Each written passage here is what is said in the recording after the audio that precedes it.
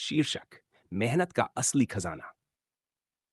एक बार की बात है, एक छोटा सा गांव था जहां एक किसान अपने परिवार के साथ रहता था। किसान का बेटा बहुत मेहनती नहीं था। वह हमेशा अपने काम से बचता और सोचता कि किस्मत से ही सब कुछ मिल जाता है। एक दिन किसान बीमार पड़ गया और उसे महसूस हुआ कि अब वह ज्यादा समय तक काम नहीं कर पाएगा।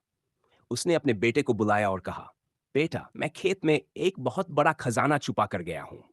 अगर तुम वह खजाना ढूंढ सको तो तुम्हारी जिंदगी बदल जाएगी। यह सुनकर बेटा बहुत उत्साहित हुआ। अगले दिन से ही बेटा खेत में खजाने की खोज में जुट गया।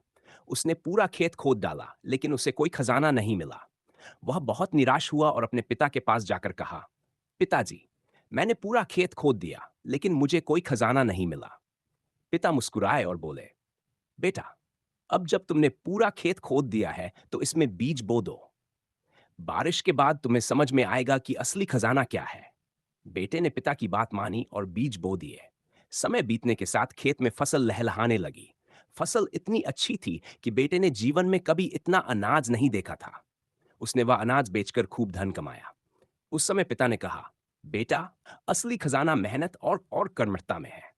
जब तुम मेहनत करोगे तो तुम्हारी किस्मत खुद ब खुद तुम्हारे साथ होगी।